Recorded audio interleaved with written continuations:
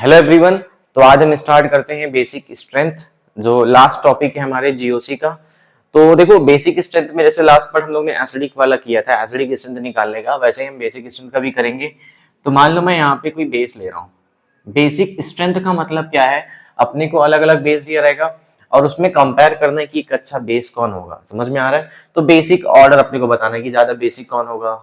तो अब यहाँ पे अपने को कैसे मालूम पड़ेगा कि कोई गिवन जो आपको यहाँ पे 4-5 सपोज बेस दे देता हूँ मैं, मोस्टली आपको ऑर्गेनिक, यहाँ पे ऑर्गेनिक से डील करना है तो ऑर्गेनिक बेस दे देगा और आपको मालूम करना है कि इसमें सबसे अच्छा बेस कौन है। तो देखो, हम नॉर्मली ऑर्गेनिक में लुईस एसिड बेस का और ब्रोंस्टेड एसिड बेस की थ्योरी यूज करते हैं। तो यहाँ पे देखो, मैं एक बेस लिया हूं और H+ यहाँ पे ले रहा हूं। अब देखो, लुईस के हिसाब से हम लोग क्या बोलते थे, जो लोन पेयर को क्या करता है, एक्सेप्ट करता है, उसको हम लोग क्या बोलते हैं, लुईस एसिड। और जो लोन पेयर को क्या करे, डोनेट करे, उसको हम लोग क्या बोलते हैं, लुईस बेस। अब देखो, मैं यहाँ पे बेस किसको बोलूंगा, तो वो जो लोन पेयर को क्या करे, डोनेट करे। अब डोनेट करने के लिए उसके पास खुद लोन पेयर होना चाहिए कि नहीं? हाँ। तो आप कैसे पहचानोगे जो गिवन स्पेशीज है वो लुईस बेस है या नहीं है? तो सिंपल, या तो उसके पास क्या होना चाहिए, लोन पेयर या नेगेटिव चार्ज। तो देखो, नाइट्रोजन के पास आपको मालूम है क्या होता है, एक लोन पेयर होता है। तो ये लोन पेयर है, तो ये अपना लोन पेयर क्या करेगा, इस H+ को डोनेट कर देगा। तो ऐसे स्पेशीज ने जो लोन पेयर को डोनेट की है, लोन पेयर डोनेट की है, उसको हम लोग क्या बोलते हैं, बेस। तो यहाँ पे अमोनिया क्या है, अपना बेस है। क्यों? क्योंकि इसने क्या किया है बताओ, लोन पेयर को डोनेट की है और क्या बन जाएगा, NH4+। इतना समझा? अब देखो, मेरे को इसका बेसिक स्ट्रेंथ बताना है, तो मैं पहले इस पर्टिकुलर रिएक्शन के लिए इक्विलिब्रियम कांस्टेंट लिख सकता हूँ क्या? मान लो इक्विलिब्रियम कांस्टेंट क्या है इसका, के। मैं बेस के लिए लिखूंगा तो के बी, डिसोसिएशन कांस्टेंट के टर्म में हम लोग लिखते हैं जब। तो मैं के जब लिख रहा हूं तो इसमें क्या आएगा, प्रोडक्ट का कॉन्सेंट्रेशन और उसके बाद रिएक्टेंट का कॉन्सेंट्रेशन। मैं इन जनरल लिख रहा हूँ, ये प्रॉपर नहीं। तो देखो, अब मैं यहां से क्या जनरलाइज करूंगा कि NH4+ का जो कॉन्सेंट्रेशन इतना ज्यादा होगा तो के की वैल्यू इतनी ज्यादा होगी, मतलब रिएक्शन फॉरवर्ड डायरेक्शन में आना चाहेगा। इतना समझ रहा है? तो देखो, अब बेसिक स्ट्रेंथ किस पे डिपेंड करता है कि ये जो लोन पेयर है इसकी डोनेट करने की टेंडेंसी कितनी है। कोई भी मैं एक इन जनरल कोई भी एक स्पेशीज ले रहा हूं, मान लो ए, मैं यहाँ पे एक स्पेशीज ले रहा हूँ और इसके पास लोन पेयर है। समझ में आ रहा है? ऐसे में बी एक ले रहा हूँ, इसके पास लोन पेयर है, और एक सी ले रहा हूँ, इसके पास भी क्या है, लोन पेयर है। अब मैं इनके साथ क्या भेज दिया हूँ, H+।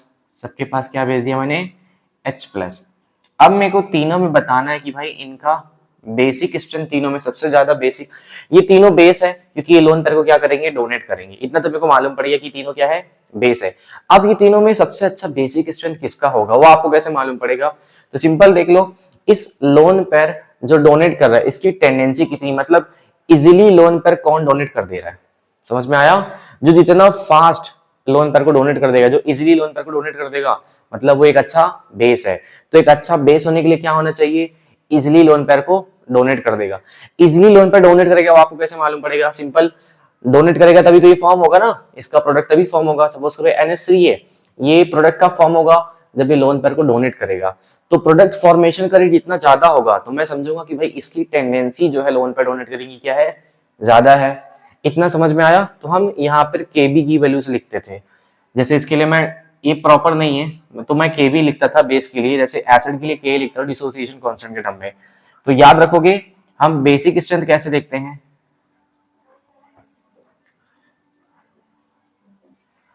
अब इन तीनों में जैसे मान लो कि ए है जो, उसकी लोन पेयर डोनेट करने की टेंडेंसी क्या है, बहुत ज्यादा है, तो उसका बेसिक स्ट्रेंथ क्या होगा, ज्यादा होगा। तो मैं यहाँ पे नॉर्मली आपको लिख रहा हूँ ये तीनों में। तो मैं यहाँ पे सपोज ये इक्विलिब्रियम कांस्टेंट है, मैं यहाँ पे K1 लिख रहा हूँ, यहाँ पे K2 लिख रहा हूँ और यहाँ पे K3 लिख रहा हूँ। अगर मैं लिखता हूँ K1 की वैल्यू ज्यादा है, फिर K2, फिर K3 की, मतलब फॉरवर्ड में जाना चाहता है। K1 समझ में आ रहा है? मैं फॉरवर्ड के लिए दिया हूँ, ये याद रखोगे, फॉरवर्ड के लिए ऊपर लिख रहा हूँ इसको, K1 और ये सॉरी, ये K2 और ये K3। तो फॉरवर्ड में जाने की टेंडेंसी ज्यादा है, मतलब ये प्रोडक्ट बनाना चाह रहा है, मतलब लोन पेयर को डोनेट करना चाह रहा है। तो इससे मैं बोलूंगा कि भाई बेसिसिटी जो होगी, जो बेसिक स्ट्रेंथ होगा, वो किसका ज्यादा होगा, जो इजीली अपना लोन पेयर डोनेट कर दे। अब इजीली कोई डोनेट क्यों करेगा, मतलब कब करता है ये बताओ, जब उसका लोन पेयर क्या होगा, अवेलेबल होगा। जब उसके पास खुद अवेलेबल है लोन पर तभी तो डोनेट करेगा। अगर लोन पर अवेलेबल ही नहीं है तो डोनेट करेगा क्या? नहीं करेगा। तो हम अवेलेबिलिटी पे देखते हैं। तो जो बेसिक स्ट्रेंथ है वो कैसे देखोगे? एक तो हम ऐसे कॉन्जुगेट, ये अगर बेस है तो उसका कॉन्जुगेट एसिड पे बता सकते हैं। इन जनरल हम लोग क्या बोलते हैं, जो बेसिक स्ट्रेंथ है हम लोग क्या बोलते हैं? अवेबिलिटी ऑफ अवेबिलिटी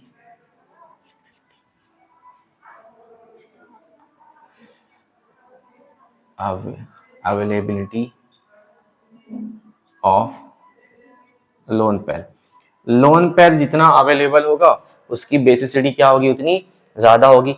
अब क्वेश्चन उठता है भाई कि आपको कैसे मालूम पड़ेगा कि लोन पेयर अवेलेबल है या नहीं, लोन पेयर की अवेलेबिलिटी ज्यादा है या कम है, वो कैसे मालूम पड़ेगा? तो सिंपल है, ये मालूम करने के लिए आपको कुछ फैक्टर्स देखने पड़ेंगे। तो वो फैक्टर क्या है, समझ में आ रहा है? पहले अपने को जैसे वहां पे बेसिक एसिडिक के स्ट्रेंथ हम लोग कैसे बता रहे थे? Stability of anion. तो उसके लिए भी अब आपका अनायन जो था वो स्टेबल होगा कि नहीं, कितना स्टेबल होगा कैसे मालूम पड़ता था? फैक्टर पे साइज, सब फैक्टर्स हम लोग देख लिए थे। ऐसे ही अगर बेसिक स्ट्रेंथ निकालना है तो उसके लिए क्या देखना है? Availability of lone pair. अब लोन पेयर जो गिवन आपको कंपाउंड दिया रहेगा उसमें लोन पेयर अवेलेबिलिटी उसकी कितनी है वो कैसे मालूम पड़ेगा? कुछ फैक्टर्स पे। तो आपको पहला फैक्टर जो देखना है, देखो पहला फैक्टर तो यहाँ पे देखो क्या फैक्टर में नहीं, ये नॉर्मल आपको याद रखना है, बहुत स्पेशल है, ये नॉर्मली बहुत लोगों को मालूम नहीं होगा कि फैक्टर में सबसे पहले देख लेना और जो गिवन बेस है क्या वो गोनिडीन है क्या? गोनिडीन क्या होता है ये याद रखना है। मोस्ट ये इसको मैं बोलता हूँ स्ट्रॉन्गेस्ट बेस है। क्या है? गोनिडीन क्या होता है? एक स्ट्रॉन्गेस्ट ऑर्गेनिक बेस है, ये आपको याद रखना है। गोनेडीन क्या है? एक स्ट्रॉन्गेस्ट ऑर्गेनिक बेस है।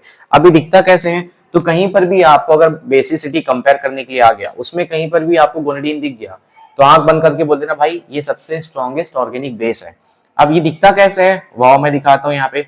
देखो ये दिखेगा कार्बन डबल बॉन्ड NH, यहाँ पे सही से लिखता हूं मैं, ये कैसा देखो कार्बन डबल बॉन्ड NH, यहाँ पे NH2 होगा और यहाँ पर भी क्या होगा? NH2 होगा। तो ये अगर कहीं पर भी आपको दिख गया carbon double bond NH NH2 इसको हम लोग क्या बोलते हैं? गोनेडीन। ये क्या होता है? स्ट्रॉन्गेस्ट ऑर्गेनिक बेस है। तो आप आग बंद करके बोलते ना भाई ये क्या है? स्ट्रॉन्गेस्ट बेस है। इसके बाद अब जो फैक्टर्स मैं बताने जा रहा था वो फैक्टर में फर्स्ट क्या आता है? आप क्या चेक करो? उसका हाइब्रिडाइजेशन। क्या चेक करोगे? हाइब्रिडाइजेशन। समझ में आ रहा है? अब हाइब्रिडाइजेशन का मतलब क्या है? इसमें नॉर्मली हम लोग क्या देखेंगे? Percentage S character. तो जिस देखो अब इन जनरल हमको किसको देखना है? नाइट्रोजन बेस ही देखना है, यहाँ पे नाइट्रोजन का ही बेस देखना है। तो जिसका एस कैरेक्टर ज्यादा होता है मतलब उसकी इलेक्ट्रोनेगेटिविटी क्या होती है? ज्यादा होती है। समझ में आ रहा है? मतलब वो लोन पेयर को इजीली डोनेट करने देगा क्या? इजीली डोनेट करेगा क्या? नहीं। तो कोई इजीली लोन पेयर को डोनेट नहीं कर रहा मतलब वो लोन पेयर अवेलेबल नहीं है इतना इजीली, तो उसकी बेसिसिटी भी क्या हो जाएगी? कम हो जाएगी। तो परसेंटेज एस करेक्टर जितना ज्यादा होगा तो उसकी बेसिक स्ट्रेंथ क्या होगी? उतनी ही कम हो जाएगी। ये आपको याद रखना है। समझ में आ रहा है? बेसिक स्ट्रेंथ उतना ही क्या हो जाएगा? कम। अब परसेंटेज एस करेक्टर कैसे निकालते हैं? तो वो आप केमिकल बॉन्डिंग में सीखते हो, यहाँ मैं बता देता हूँ। अगर मैं किसी का भी हाइब्रिडाइजेशन sp आ रहा है तो इसमें जो परसेंटेज एस करेक्टर होता है वो कितना होता है? 50%। सिंपल देखो, टोटल कितने ऑर्बिटल है और एस के कितने ऑर्बिटल है इंटू 100। टोटल 2 ऑर्बिटल है, एस के 1 है, 1/2 इंटू 100। समझा? इजी है। उसके बाद sp2 में लिख रहा हूँ तो यहाँ पे परसेंटेज एस करेक्टर कितना होता है? 33.33%। उसके बाद sp3 लिख रहा हूं मैं तो यहाँ पे परसेंटेज एस करेक्टर कितना होगा? 25%। अब बताओ परसेंटेज एस करेक्टर किसमें ज्यादा आएगा? sp में। तो कहीं पर आपको sp sp2 sp3 दिख गया तो जिसमें परसेंटेज एस करेक्टर ज्यादा है उसकी इलेक्ट्रोनेगेटिविटी ज्यादा है तो लोन पेयर को डोनेट करेगा क्या? इजीली नहीं करेगा। समझ में आ रहा है मैं क्या बोलना चाहता हूँ? यहाँ पे देखो मैं एक नाइट्रोजन ले रहा हूँ, इसके पास लोन पेयर तो है। अब इसका हाइब्रिडाइजेशन क्या हो सकता है? sp भी हो सकता है, sp2 भी हो सकता है और sp3 भी हो सकता है। जब इसका हाइब्रिडेशन sp होगा तब इसकी इलेक्ट्रोनेगेटिविटी क्या होगी, इसमें s कैरेक्टर ज्यादा है तो इलेक्ट्रोनेगेटिविटी ज्यादा है, तो ये किसी भी एलिमेंट की जब इलेक्ट्रोनेगेटिविटी ज्यादा होती है तो लोन पेयर को इजीली डोनेट नहीं करता है, तो इसलिए उसकी बेसिसिटी क्या हो जाती है, कम हो जाती है। तो ये सेकंड फैक्टर हो गया। थर्ड फैक्टर हम लोग क्या देखेंगे, यहाँ पे सेकंड हो गया। थर्ड हम लोग देखेंगे क्या कोई lone pair part of aromatic है क्या, पार्ट ऑफ एरोमेटिक है क्या। इससे पहले मैं उस पर आपको क्वेश्चन करा देता हूँ जो सेकंड वाला पॉइंट है। तो देखो मैं यहाँ पे एग्जांपल ले रहा हूँ सेकंड वाले का, तो मैं यहाँ पे देखो एक क्वेश्चन ले रहा हूँ NH, यहाँ पर N है, ये हो गया। अब यहाँ पर मेरे को क्या निकालना है, बेसिसिटी निकालना है। ये दोनों में देखो नाइट्रोजन ही है ना, हाँ अब इसकी यहाँ पर भी लोन पेयर होगा और यहाँ पर भी लोन पेयर है, तो मेरे को यहाँ पर इसकी बेसिसिटी निकालना है। तो बेसिसिटी के लिए सबसे पहले आप क्या करोगे, इसका हाइब्रिडाइजेशन देख लो। तो 3 बॉन्ड 1 लोन पेयर, तो इसका हाइब्रिडेशन क्या जाएगा sp3। इसका हाइब्रिडेशन क्या आएगा, 2 बॉन्ड 1 लोन पेयर, तो यहाँ पे क्या जाएगा sp2। तो अब मेरे को यहाँ पे क्या देखना है कि दोनों में सबसे स्ट्रॉन्गेस्ट बेस कौन होगा, बेसिसिटी कंपेयर करना है। तो मैंने क्या बोला था आपको, ऐसे केस में देखना पड़ेगा एस कैरेक्टर। फर्स्ट आपको देखना हाइब्रिडाइजेशन, तो हाइब्रिडाइजेशन इन द सेंस आपको एस कैरेक्टर देखना है, ये पहले फैक्टर ही होता है। तो यहाँ पे देखो एस कैरेक्टर कितना होगा, एस कैरेक्टर यहाँ पे होगा 25%, यहाँ पे कितना होगा 33.33%। तो बताओ एस कैरेक्टर किसमें ज्यादा है, इसमें ज्यादा है। तो जिसमें एस कैरेक्टर ज्यादा होता है उसकी बेसिसिटी क्या होती है, कम होती है। तो ज्यादा बेसिक कौन होगा, ये। इतना समझा क्या। आओ दूसरा पॉइंट देखते हैं हम लोग। तो दूसरा पॉइंट यहाँ पे सॉरी तीसरा पॉइंट, फर्स्ट पॉइंट हम लोग देखेंगे तो फर्स्ट पॉइंट में से कोई ग्वानिडीन वाला नहीं है, तो सेकंड पे आ जाओ हाइब्रिडाइजेशन पे। अब हाइब्रिडाइजेशन मान लो फर्स्ट और सेकंड दोनों सेम है, मतलब फर्स्ट तो है ही नहीं मान लो जो गिवन स्ट्रक्चर दी है, सेकंड दोनों का हाइब्रिडाइजेशन सेम हो गया है। अब क्या करोगे, तो ऐसे केस में देखो थर्ड हम लोग क्या देखते हैं, बताओ अभी बताया ना, पार्ट ऑफ एरोमेटिक। इसका मतलब क्या होता है, देखो ये हम लोग हर केस में कर चुके हैं, स्टेबिलिटी ऑफ कार्बोकेटायन में, एनायन में भी कर चुके हैं। तो यहाँ पे देखो पार्ट ऑफ एरोमेटिक का मतलब क्या होता है। तो मैं यहाँ पे सिंपल एक स्ट्रक्चर बना रहा हूँ, नाइट्रोजन बेस है, ये ऐसा है यहाँ पे, और यहाँ पे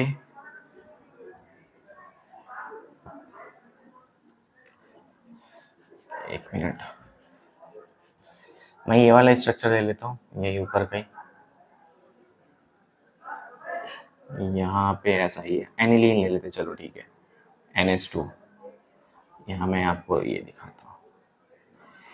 अब देखो मेरे को कंपेयर करना है बेसिसिटी, यहाँ पर भी लोन पेयर है, यहाँ पर भी लोन पेयर है, तो अपने को क्या निकालना है, हाइब्रिडाइजेशन। तो हाइब्रिडाइजेशन निकालने के लिए देखो क्या बोलोगे, 1 2 3 3 बॉन्ड पर एक लोन पेयर, तो sp3 नहीं। ये जो लोन पेयर है ये देखो, इसकी वजह से रिंग में क्या आ रहा है, एरोमेटिसिटी ना, बताया हूँ ये वाला case, double bond single bond lone pair, तो ये क्या है, कॉन्जुगेशन का पार्ट है। तो ये कॉन्जुगेशन का पार्ट है, इसलिए हम इसको क्या बोलते हैं, लोन पेयर को डीलोकलाइज लोन पेयर। और जब हम हाइब्रिडाइजेशन निकालेंगे तब डीलोकलाइज लोन पेयर लेंगे क्या, नहीं, तो 3 सिग्मा बॉन्ड ही बस लेंगे। तो यहाँ पे sp2, और हम लोग क्या बोलेंगे कि इसका जो लोन पेयर है वो कैसे है, पार्ट ऑफ एरोमेटिक है। मतलब अगर मैं ये निकाल दिया, लोन पेयर सपोज करो नहीं होता, तो ये क्या हो जाता, नॉन एरोमेटिक। तो इसके आने की से क्या हो गया, एरोमेटिक कैरेक्टर आ गया, तो उसको बोलेंगे पार्ट ऑफ एरोमेटिक है ये। अब देखो यहाँ जब हाइब्रिडेशन निकालोगे तो सेम, यहाँ पे H का 2 बॉन्ड है, तीसरा बॉन्ड और एक लोन पेयर, इसका ही बोलोगे sp3 नहीं। यहाँ पर भी देखो lone pair single bond double bond conjugation का है, तो ये जो है रेजोनेंस में इन्वॉल्व है, तो ये होता है डीलोकलाइज लोन पेयर, और हम लोग हाइब्रिडाइजेशन में डीलोकलाइज लोन पेयर को नहीं काउंट करते। तो इसका हाइब्रिडेशन क्या रहेगा, 3 बॉन्ड है सिंपल, sp2। अब देखो क्या कोई गोनाडीन सिस्टम है क्या इसमें, नहीं, गोनाडीन नहीं है। उसके बाद देखो इनका हाइब्रिडाइजेशन दोनों का ही सेम आ रहा है। जब हाइब्रिडाइजेशन सेम आ जाए तब वो केस में क्या करोगे आप बताओ, यहाँ पे परसेंटेज एक्सपेक्टर तो दोनों में सेम आ गया है। तो अब थर्ड पार्ट देखोगे, क्या कोई पार्ट ऑफ एरोमेटिक है, मतलब जो लोन पेयर है उसकी वजह से एरोमेटिसिटी किसी में आ रही है क्या, हाँ देखो इसमें आ रही है। तो अब मतलब ये रेजोनेंस में इन्वॉल्व है, ये भी रेजोनेंस में इन्वॉल्व है, ये भी, दोनों कॉन्जुगेशन में इन्वॉल्व है। लेकिन जो पार्ट ऑफ एरोमेटिक होता है तो वो ज्यादा बिजी होगा, मतलब वो अवेलेबल नहीं होगा, वो इजिली डोनेट नहीं करेगा। तो जो पार्ट ऑफ एरोमेटिक होता है लोन पेयर, उसकी बेसिसिटी क्या होती है, याद रखना, कम होती है। तो ये हो जाएगा, इतना समझा। तो जो lone pair part of aromatic होता है उसकी बेसिसिटी क्या होती है, कम होती है। समझ में आ रहा है क्या? तो यहाँ पे थर्ड पॉइंट हम लोग ने लिख लिए, यहाँ पे लिख लो, क्या लिखोगे, साइड में लिख लेना, lone pair which is part of aromaticity, यहाँ पे aromatic, part of aromatic having less basicity, less basicity, ये लिख लेना। इसका स्क्रीनशॉट लो, इसके बाद आखिरी लास्ट फैक्टर हम लोग देखते हैं इसमें क्या और भी है।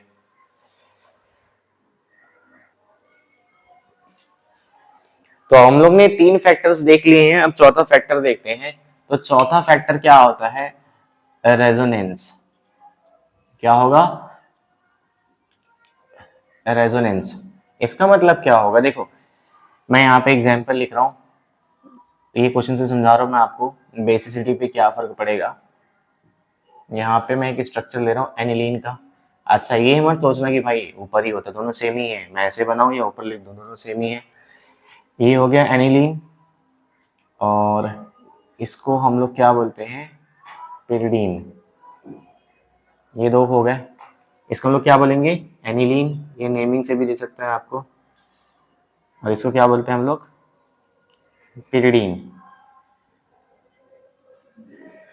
अब इसमें हमको बेसिसिटी कंपेयर करना है। तो फर्स्ट देखो क्या कहीं पर ग्वानिडीन का सिस्टम है, नहीं ग्वानिडीन तो नहीं है। उसके बाद हम लोग सेकंड क्या देखते थे, हाइब्रिडाइजेशन। तो ये देखो इसका जो लोन पेयर है ये रेजोनेंस में इन्वॉल्व रहता है, इसलिए 3 ही बॉन्ड बना रहा है, तो ये sp2 आ गया। ठीक है, यहाँ पे देखो इसका लोन पेयर कॉन्जुगेशन में नहीं है, तो 1 2 3, तो यहाँ पे क्या जाएगा बताओ, इसका भी हाइब्रिडाइजेशन क्या जाएगा, sp2। तो अब जब दोनों का हाइब्रिडाइजेशन सेम हो जाता, मतलब जब सेकंड फैक्टर सेम हो जाता था, तो हम लोग थर्ड फैक्टर कौन से देखते थे, पार्ट ऑफ एरोमेटिक। देखो क्या कोई लोन पेयर जो है पार्ट ऑफ एरोमेटिक है, कैसे देखते हैं, सिंपल इसको हटा दो।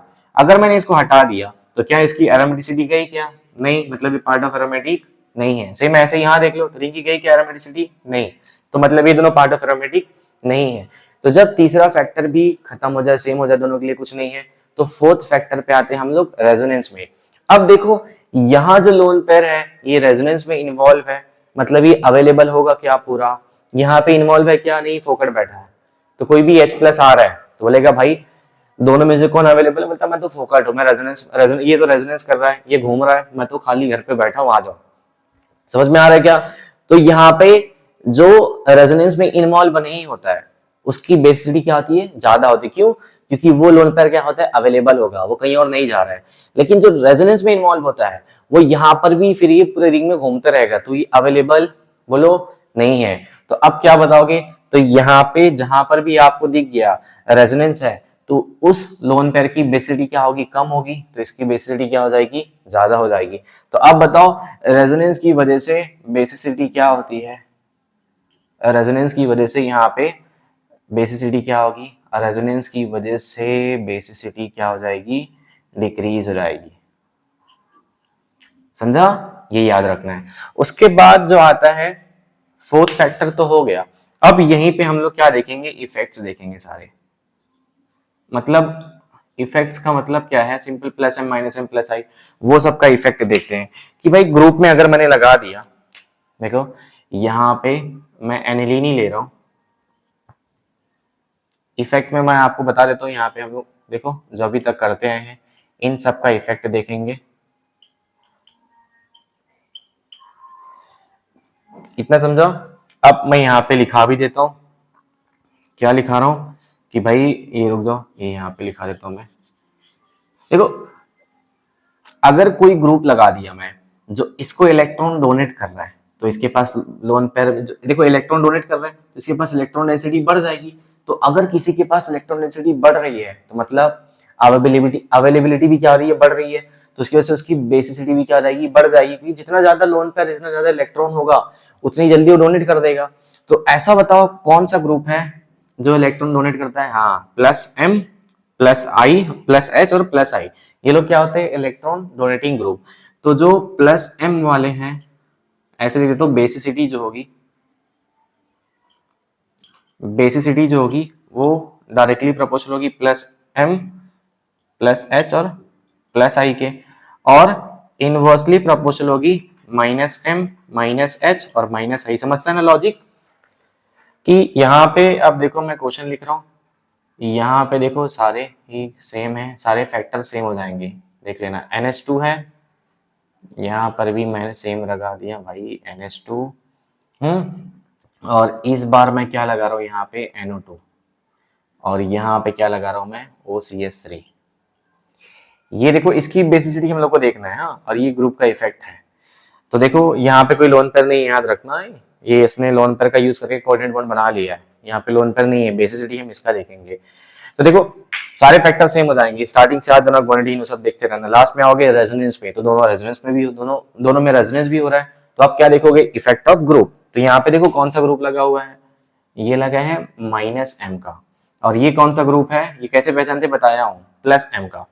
तो देखो इस लोन पेयर पे, देखो लोन पेयर कितना ज्यादा अवेलेबल हो, कैसे देखो ये जो माइनस है इसके इलेक्ट्रॉन को खींचेगा, तो इसका जो इलेक्ट्रॉन था यहाँ पे जो लोन पेयर था उसकी डेंसिटी को खींच रहा है ये ग्रुप, तो उसकी वजह से क्या होगा, इसकी बेसिसिटी और डिक्रीज हो रहा है। माइनस वाले क्या करते हैं, बेसिसिटी को डिक्रीज करते हैं, और ये जो प्लस एम वाला है इलेक्ट्रॉन डेंसिटी को देगा, तो यहाँ पे इसके पास इलेक्ट्रॉन डेंसिटी क्या हो जाएगी, बढ़ जाएगी, क्योंकि ये इलेक्ट्रॉन को डोनेट कर रहा है। समझ में आ रहा है? तो इसलिए ज्यादा इलेक्ट्रॉन यहाँ पे हो जाएगा, तो जितनी ज्यादा इलेक्ट्रॉन डेंसिटी होगी तो उसकी बेसिसिटी भी क्या हो जाएगी, उतनी ज्यादा हो जाएगी। आओ देखते हैं और कुछ क्वेश्चन हम लोग करते हैं यहाँ पे, और इसका बताओ क्या होगा। तो यहाँ पे मैंने NH2 लिखा है, यहाँ पे CH3 लगा दिया, सेम यहाँ पे NH2, मतलब हम लोग यहाँ पे इफेक्ट पड़े ग्रुप का, NO2 लगा दिया, यहाँ पे NH2 पढ़ रहे हैं, और यहाँ पे मैंने Cn लगा दिया। तो सिंपल देखो ये क्या करता है प्लस H, ये क्या करेगा माइनस M, और ये क्या करेगा माइनस M। तो माइनस M डिक्रीज करते हैं बेसिसिटी को, ये इंक्रीज करेगा, तो सबसे ज्यादा बेसिसिटी फर्स्ट का होगा। अब ये दोनों में देखो माइनस M जिसका ज्यादा होगा वो उसकी बेसिसिटी को डिक्रीज करेगा, क्योंकि माइनस M जितना ज्यादा बेसिसिटी उतना ही कम। तो अब माइनस M ज्यादा किसका होता है, इसका, तो इसकी बेसिसिटी सबसे कम हो जाएगी, तो यहाँ पे आएगा तीसरा, उसके बाद आ गया सेकंड। इतना समझा? तो इसके बाद इंडक्टिव इफेक्ट भी यहाँ पे देख लेना आप। तो यहाँ पे एक चीज और आता है, चलो एक हम ना ऐसे ये वाला बता दो आप,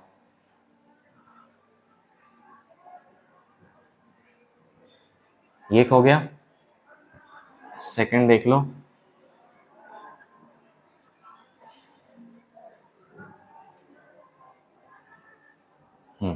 ये दोनों में बेसिसिटी बताना है। चलो बहुत अच्छा क्वेश्चन है ये भी। तो इसमें कैसे बताओगे? तो सिंपल है, देखो आप सब कुछ निकाल लेना, इसका sp2 आएगा, इसका भी क्या आएगा sp2 आएगा। तो आप सोचोगे कि भाई यहाँ पे एक लोन पेयर है, एक नाइट्रोजन तो दो लोन पेयर है, यहाँ पे दो दो नाइट्रोजन है, मतलब यहाँ का भी लोन पेयर है और यहाँ का भी लोन पेयर है, लो दो दो लोन पेयर आ गया, तो इसकी बेसिसिटी बढ़ जाएगी? नहीं, किसी एक का ही देखोगे। दूसरा क्या लगाएगा, देखो जब कोई इफेक्ट नहीं लगता है तो लास्ट में जो आता है कौन सा इफेक्ट लगता है, इंडक्टिव इफेक्ट। तो यहाँ पे कार्बन से ज्यादा देखो इलेक्ट्रोनेगेटिव नाइट्रोजन होगा। हाँ, तो नाइट्रोजन क्या करेगा, इस कार्बन से इलेक्ट्रॉन डेंसिटी को अपनी तरफ खींचेगा, तो यहां से भी इलेक्ट्रॉन जाएगा, तो यहां से भी इलेक्ट्रॉन जाएगा, तो इस पार्ट से इलेक्ट्रॉन को ये खींच रहा है। अगर मैं इसको मानता कि भाई ये इलेक्ट्रॉन डोनेट कर रहा है, तो मैं ये वाले को बोलता कि इलेक्ट्रॉन खींच रहा है। तो कोई एक जो ग्रुप है वो क्या लगा रहा है, माइनस आई का इफेक्ट लगा रहा है यहाँ पे। समझ में आ रहा है? तो ये इलेक्ट्रॉन को खींच रहा है, तो अवेलेबिलिटी क्या हो जाएगी इसकी, कम, तो इसलिए इसकी बेसिसिटी क्या हो जाएगी, इससे यहाँ पे तो कोई नहीं खींचने वाला, इसलिए इसकी बेसिसिटी क्या होगी, ज्यादा होगी इससे। इतना समझा? चलो उसके बाद हम लोग क्या देखते हैं, रिंग स्ट्रेन।